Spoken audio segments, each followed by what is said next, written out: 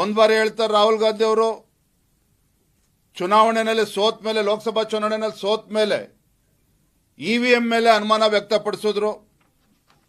EVM ಮೇಲೆ ವಿಶ್ವಾಸ ಇಲ್ಲ ಅಂತೇಳಿ ಅದ್ರ ಬಗ್ಗೆ ಹೇಳಿಕೆಗಳನ್ನು ನೀಡಿದರು. ಹಿಂದೆ ಮಹಾರಾಷ್ಟ್ರ ಚುನಾವಣೆಯಲ್ಲಿ, ಆ ಚುನಾವಣೆಯಲ್ಲೂ ಕೂಡ ಸೋತ ನಂತರದಲ್ಲಿ ಅಲ್ಲೂ ಕೂಡ ಇದೇ ರೀತಿ ಚುನಾವಣಾ ಆಯೋಗದ ಮೇಲೆ ಆರೋಪವನ್ನು ಮಾಡಿದ್ರು. ಎಲೆಕ್ಷನ್ ಕಮಿಷನ್ ಏನಾದ್ರು ಪ್ರೂಫ್ ಇದ್ರೆ ತಗೋಬನ್ನಿ ಅಂತ ಹೇಳಿದಾಗ ಎಲೆಕ್ಷನ್ ಕಮಿಷನ್ ಹೋಗಿ ಭೇಟಿ ಮಾಡೋದಿಲ್ಲ.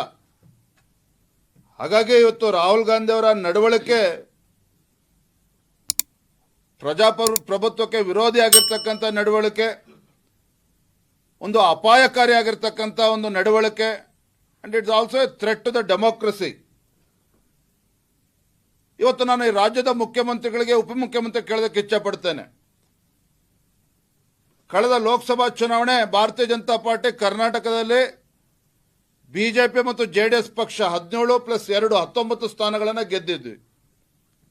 ಇವತ್ತು ಬೆಂಗಳೂರು ಗ್ರಾಮೀಣದಲ್ಲಿ ಡಿ.ಕೆ. ಸುರೇಶ್ ಅವರು ಸೋತಿದ್ದಾರೆ ಅನ್ನುವ ಕಾರಣಕ್ಕೆ ಅಲ್ಲಿ ಅಕ್ರಮ ಆಗಿದೆ ಅಂತೇಳಿ ಡಿ.ಕೆ. ಶಿವಕುಮಾರ್ ಅವರು ಕೂಡ ಆರೋಪ ಮಾಡ್ತಾ ಇದ್ದಾರೆ.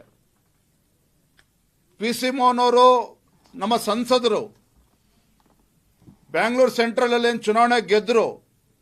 ಮಹದೇವಪುರ ವಿಧಾನಸಭಾ ಕ್ಷೇತ್ರ ಹೈಯೆಸ್ಟ್ ಲೀಡ್ ಕೊಡ್ತು. ಅಲ್ಲಿ ಅಕ್ರಮ ಆಗಿದೆ ಅಂತೇಳಿ ಇವತ್ತು ಆರೋಪವನ್ನು ಮಾಡ್ತಾ ಇದ್ದಾರೆ. ರಾಜಾಜಿನಗರದಲ್ಲಿ ಅಕ್ರಮಗಳು ಆಗಿದೆ ಅಂತೇಳಿ ಆರೋಪವನ್ನು ಮಾಡ್ತಾ ಇದ್ದಾರೆ. ಯಾಕೆ? ರಾಜ್ಯದ ಮುಖ್ಯಮಂತ್ರಿ ಸಿದ್ದರಾಮಯ್ಯನವರು ಲೋಕಸಭಾ ಚುನಾವಣೆ ನಿಮ್ಮದೇ ಸರ್ಕಾರ ಇತ್ತು, ರಾಜ್ಯದಲ್ಲಿ ನಿಮ್ಮದೇ ಅಧಿಕಾರಿಗಳು ಕರ್ತವ್ಯ ನಿರ್ವಹಿಸ್ತಾ ಇರ್ತಕ್ಕಂಥದ್ದು. ನಿಮ್ಮ ಅಧಿಕಾರಿಗಳ ಮೇಲೆ ವಿಶ್ವಾಸ ಇಲ್ವಾಗಾದ್ರೆ, ನಿಮ್ಮ ಅಧಿಕಾರಿಗಳ ಮೇಲೆ ಹಿಡ್ತಾ ಇರಲಿಲ್ವಾಗ ರಾಜ್ಯದಲ್ಲಿ, ಹಾಗಾದ್ರೆ ಇದೆಲ್ಲವೂ ಕೂಡ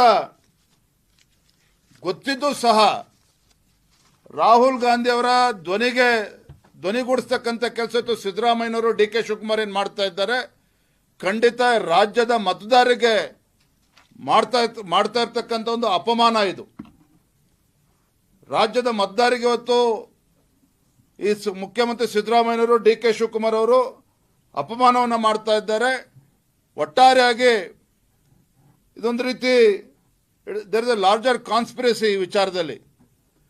ಹಾಗಾಗಿ ಇವತ್ತು ರಾಹುಲ್ ಗಾಂಧಿ ಅವರು ಬೆಂಗಳೂರಿನಿಗೆ ಬಂದು ಆಗಸ್ಟ್ 5ನೇ ತಾರೀಕು ಬಂದು ಏನೋ ಡ್ರಾಮಾ ಮಾಡಕ್ಕೆ ಹೊರಟಿದ್ದಾರೆ.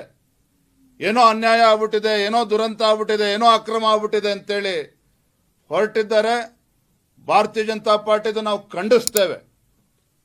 ಭಾರತೀಯ ಜನತಾ ಪಾರ್ಟಿ ಆಗಸ್ಟ್ 5ನೇ ತಾರೀಕು ಅಂದರೆ ಮಂಗಳವಾರ ಬೆಳಗ್ಗೆ 10 ಗಂಟೆಗೆ ವಿಧಾನಸೌಧದ ಮುಂದೆ ಇರ್ತಕ್ಕಂಥ ಗಾಂಧಿ ಪ್ರತಿಮೆಯ ಮುಂದೆ ನಮ್ಮ ಎಲ್ಲ ಸಂಸದರು, ಶಾಸಕರು, ವಿಧಾನ ಪರಿಷತ್ ಸದಸ್ಯರು, ಮಾಜಿ ಶಾಸಕರು, ಮಾಜಿ ಸಂಸದರು, ಮಾಜಿ ವಿಧಾನ ಪರಿಷತ್ ಸದಸ್ಯರು ಇವರೆಲ್ಲರ ನೇತೃತ್ವದಲ್ಲಿ ರಾಹುಲ್ ಗಾಂಧಿ ಅವರ ಈ ಕಾಂಗ್ರೆಸ್ ಪಕ್ಷದ ಸಂವಿಧಾನ ವಿರೋಧಿ ನಡೆ ಏನಿದೆ ಇದನ್ನ ಖಂಡಿಸಿ ಭಾರತೀಯ ಜನತಾ ಪಾರ್ಟಿ ಕೂಡ ಇವತ್ತು ಪ್ರತಿಭಟನೆಯನ್ನ ಮಾಡೋರಿದ್ದೇವೆ. ಆಗಸ್ಟ್ 5ನೇ ತಾರೀಕು ಪ್ರತಿಭಟನೆ ನಂತರದಲ್ಲಿ ನಾವು ಚರ್ಚೆ ಮಾಡ್ತಾ, ಅವತ್ತು ನಾವು ಬಹುಶಃ ರಾಜ್ಯಪಾಲರನ್ನು ಕೂಡ ನಾವು ಭೇಟಿ ಮಾಡಿ ಅಲ್ಲೂ ಕೂಡ ಒಂದು ರೆಪ್ರೆಸೆಂಟೇಷನ್ ಅಲ್ಲೂ ಕೂಡ ನಾವು ನೀಡೋರಿದ್ದೇವೆ.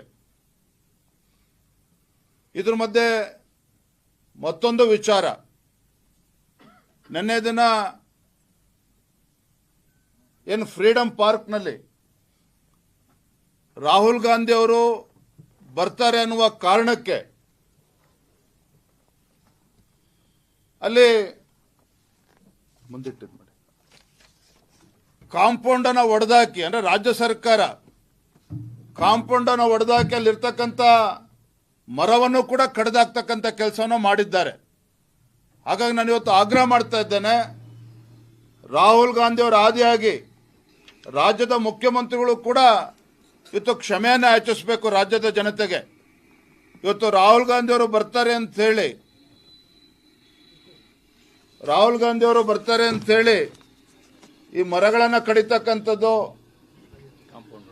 ಕಾಂಪೌಂಡ್ ಅನ್ನು ಒಡೆದಾಕಿರ್ತಕ್ಕಂಥದ್ದು, ಇದು ಖಂಡಿತ ಇದು ಅಪರಾಧ. ಇದು ಬೇರೆ ಸಾರ್ವಜನಿಕರು ತಮ್ಮ ಏರಿಯಾದಲ್ಲಿ ಯಾವುದೋ ಒಂದು ಮರ ಕಡಿಬೇಕು ಅಂತ ಹೇಳಿದ್ರೆ ಫಾರೆಸ್ಟ್ ಇಲಾಖೆಯ ಪರ್ಮಿಷನ್ ಕೂಡ ಬೇಕಾಗ್ತದೆ. ಫಾರೆಸ್ಟ್ ಇಲಾಖೆಯ ಅನುಮತಿ ಇಲ್ಲದೇ ಒಂದು ಗಿಡನೂ ಕೂಡ ಕಡಿಯೋದಕ್ಕೆ ಸಾಧ್ಯ ಇಲ್ಲ, ಒಂದು ಮರನೂ ಕೂಡ ಕಡಿಯೋದಕ್ಕೆ ಸಾಧ್ಯ ಇಲ್ಲ. ಆದರೆ ಇವತ್ತು ಕಾಂಗ್ರೆಸ್ ತಮ್ಮ ಸರ್ಕಾರ ಅಧಿಕಾರದಲ್ಲಿ ಇದೆ ಅಂತೇಳಿ, ತಮ್ಮದೇ ಸರ್ಕಾರ ಇದೆ ಅಂತೇಳಿ ಈ ರೀತಿ ಮರಗಳನ್ನು ಕಡಿದಿರುವಂಥದ್ದು ಇದು ಅಕ್ಷಮ್ಯ ಅಪರಾಧ. ಹಾಗಾಗಿ ಇವತ್ತು ರಾಹುಲ್ ಗಾಂಧಿ ಅವರ ಆದಿಯಾಗಿ ಇವತ್ತು ಮಾನ್ಯ ಮುಖ್ಯಮಂತ್ರಿಗಳು ಕೂಡ ಈ ರಾಜ್ಯದ ಜನರ ಕ್ಷಮೆಯನ್ನು ಕೂಡ ನಾನು ಕೇಳಬೇಕು, ಅವ್ರು ಕೇಳಬೇಕು ಅಂತೇಳಿ ನಾನು ಈ ಸಂದರ್ಭದಲ್ಲಿ ಆಗ್ರಹವನ್ನು ಮಾಡ್ತಾ ಇದ್ದೇನೆ. ಮರ ಕಡಿದು ಬಂತು.